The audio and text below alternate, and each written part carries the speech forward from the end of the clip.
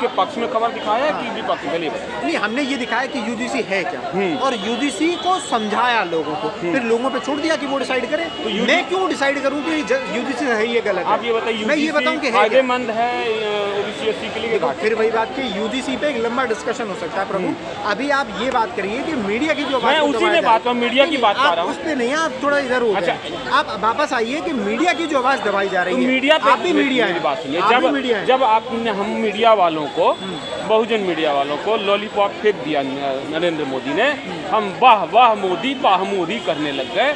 दूसरी बात, सवर्ण जातियों को वो चारा फेंक देती है धर्म का, राम मंदिर का, मुसलमानों के विरोध का, तो वाह मोदी वाह मोदी। तो अब इस तरह से हम मीडिया वाले भी बटेंगे और जनता भी तब बढ़ जाएगी। तो ऐसे में क्या नरेंद्र मोदी या उसकी सरकार से लड़ा जा सकता है? देखो, बटेंगे तो बिल्कुल नहीं लड़ पाएंगे, यूनाइटेड होके लड़ना। यही तो मैं कह रहा हूँ, एक जगह आना पड़ेगा, ऐसे काम नहीं चल पाएगा। अगर एक जगह इकट्ठे होंगे तो लड़ेंगे, तो जीतेंगे, नहीं तो नहीं।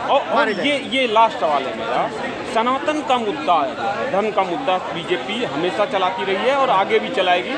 ये अभी जो है यूजीसी उनका एक नकाब है, मान लीजिए, तो क्योंकि वो बार बार उसका जो है मेन बेस ही वही है, चाहे जनसंघ हो, आरएसएस हो, पीएचपी हो। अब वो लोग सिर्फ एक ही पार्टी है जो ये बहुसंख्यक जिस रिलीजन को मानता है उसकी बात करते हैं। क्या आपको नहीं लगता है कि जब तक कांग्रेस या दूसरी पार्टियां सेकुलरिज्म भी करे, लेकिन जो बहुसंख्यक जो धर्म मानते हैं उसको सुरक्षित रखने की बात करें, तब तक बीजेपी से लड़ा नहीं जा सकता?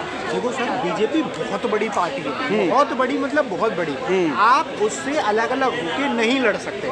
आज इस प्रेस कॉन्फ्रेंस में भी यही मुद्दा था कि ये किसी एक चैनल की प्रेस कॉन्फ्रेंस नहीं थी, ये थी कि जो सबके साथ हो रहा है उस आवाज़ के खिलाफ यूनाइटेड होके ही लड़ा जा सकता है। चाहे वो बीजेपी हो, कल को अगर कांग्रेस सत्ता में आए और वो मीडिया के साथ ऐसा करे तो उसके खिलाफ भी तभी लड़ा जाएगा। वही जब तो एक हो सर, वही मैं कह रहा हूँ, जो बहुसंख्यक जनता जिस धर्म को मानती है, अगर हम उसका विरोध करते रहेंगे, चाहे मुसलमानों को खुश करने के लिए, चाहे किसी और क्रिश्चियन को या किसी और को खुश करने के लिए, तब तक क्या बीजेपी से लड़ा जा सकता है?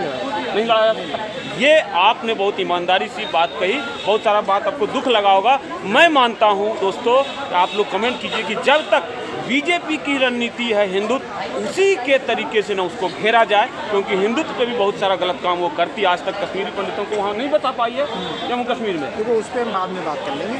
तो जब तक हम उस पर काउंटर नहीं करें, दोस्त आप भी यूट्यूबर हैं, जब तक हम उनकी जो गलतियाँ हो रही है, उन्होंने बांग्लादेश पर अटैक नहीं किया बीजेपी, तो जब तक हम जैसे यूट्यूबर इस बात को काउंटर नहीं करेंगे, तब तक हम बीजेपी का, क्योंकि तब तक लोग कहेंगे कि देखो ये तो सिर्फ मुस्लिम, क्रिश्चियन और एक खास वर्ग को खुश करने वाला न्यूज़ चला रहा है, हम हिंदुत्व के लिए तरुण मारा गया। अगर आप गजेंद्र जी, आपको लोगों ने देख लिया कि आपने जो है तरुण हत्याकांड का आपने नहीं मुंह खोला, बांग्लादेश के बात पर मुंह नहीं खोलेगा, तो लोग समझ जाएंगे कि आप सिर्फ जो है एक खास तरह की व्यूअर्स को चाहते हैं, आप जनता आपके साथ नहीं आएगी। आपका क्या कहना है? मैं जनता के हर एक मुद्दे पे लड़ना चाहता हूँ, बात करना चाहता हूँ, उन तक खबरें पहुँचाना चाहता हूँ। मैं खबरें पहुँचाऊँगा, जनता डिसाइड करे। तरुण के मामले पर आप भी गए थे? नहीं, मैं जनता डिसाइड करेगी गलत है।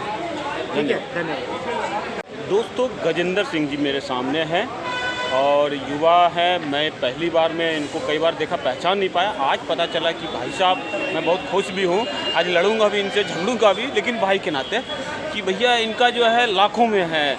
तो ये जो लाखों में आपका था, फेसबुक पे था या यूट्यूब पे था? इंस्टाग्राम पे। फेसबुक पे आप नहीं है? फेसबुक पे हैं। फेसबुक पे हमारे 35,000 फॉलोअर। और यूट्यूब पर? यूट्यूब पर 15,000। 15,000। ये बाद में शुरू किया आपने? ये साथ ही चल रहे थे, मगर जैसा होता है ना कि जिस ऑडियंस को जहाँ पे जो पसंद आ जाता है, तो इंस्टाग्राम पे ज़्यादा पसंद आया, इंस्टाग्राम पे 5 लाख होने वाले थे। सिंह साहब, आप यूपी में कहाँ के रहने वाले हैं? मथुरा के रहने वाले हैं। आप सरकार के खिलाफ जो चीज़ गलत होती है वो आप चलाते हैं?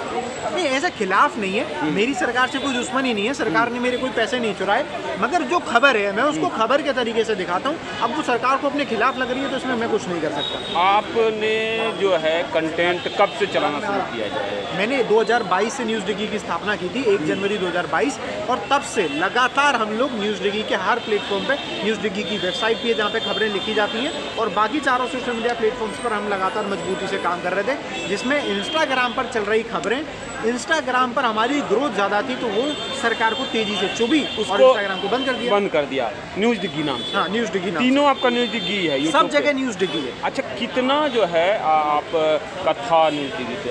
न्यूज़ डिग्गी पे 488 के फॉलोअर्स थे, 4,88,000 आखिरी बार जब मैंने देखा, यानी आधा मिलियन के करीब। आधा मिलियन, वो 10-12 हज़ार रह गए थे।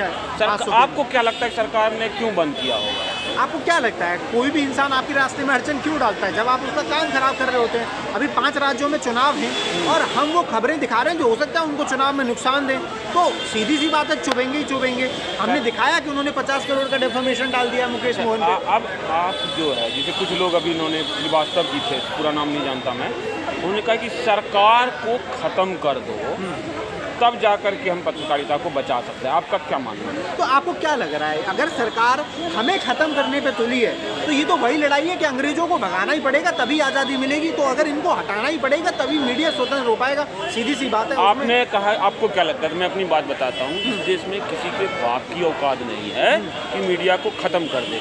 मेरा मानना है, इसका आप उत्तर दीजिएगा, कि मीडिया जाति में, धर्म में पूरी तरह बट गई है। कुछ बड़े लोग जो बड़े मीडिया हाउस में थे, उनकी सैलरी करोड़ों में थी। मैं नाम ले रहा हूँ, रवीश कुमार, 1 करोड़ से ऊपर था उनका सालाना, पूरा माल कमाए और अब भी रोना रोते हैं कि मैं बेरोजगार हो गया हूँ। लेकिन वास्तविकता में एक मर्डर केस हुआ था बिहार में, एक कांस्टेबल को एक एसपी ने गुप्तांग में डंडा करके कील ठोक के मार दिया। मैं रात भर उनके चैनल के सामने बैठा रहा, रोता रहा, लेकिन वो मिलने नहीं आए। मेरे पास ये भी खबर है कि वो सिर्फ और सिर्फ अपने स्वजातियों को मदद करते हैं। तो कुछ लोग, अब जैसे मैंने यहीं पर हुआ बहस अंजलि से, आप बातें कुछ और करते हैं, इरादा कुछ और है। उसी तरह से कई सारे जो बहुजन मीडिया में भी हैं, आप देखेंगे कि कहते हैं हम लाल सलाम में नहीं हैं, बहुजन अलग है। अभी भी मुझे पत्रकार महोदय ने कहा कि मुझे लाल सलाम में मत। तो अब ये है कि उनको ये चीड़ है कि कोई सवनवादी लोग जो है लाल सलाम में रहेगा तो हम अलग, तो आप अलग, वो अलग, ये अलग। तो मीडिया इस तरह से गंदी रूप से बट गई है जाति से। तो क्या लग रहा है कि ऐसे तरीके से आप नरेंद्र मोदी से लड़ पाएंगे? देखो, मैं कास्टिज्म में नहीं मानता। आप नहीं मानते? मैं नहीं मानता, मैं जातिवाद में नहीं मानता और मैं इस चीज़ को बढ़ावा भी नहीं देता।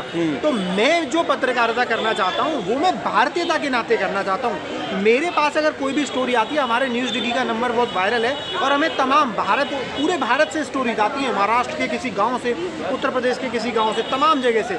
हम उनको ये नहीं देखते कि वो किस जाति धर्म का व्यक्ति है, हम ये देखते हैं कि उसके साथ गलत हो रहा है, हम न्यूज़ डिग्गी पे चलाएंगे। अच्छा, ये हमारे लिए सही गलत मैटर करता है, जाति धर्म मैटर नहीं करता। ठीक। अब देखिए, बीजेपी की एक चाल है, खास करके नरेंद्र मोदी जी की है, वो धर्म की बातें करता है और जाति की बात।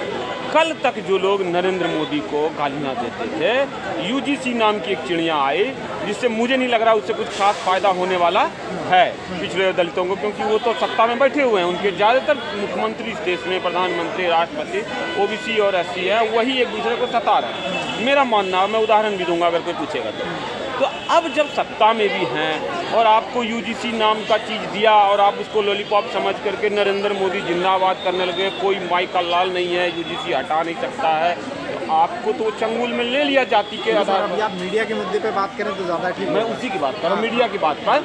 आप मीडिया ने भी कहा ना, क्योंकि अभी जो जरूरी है ना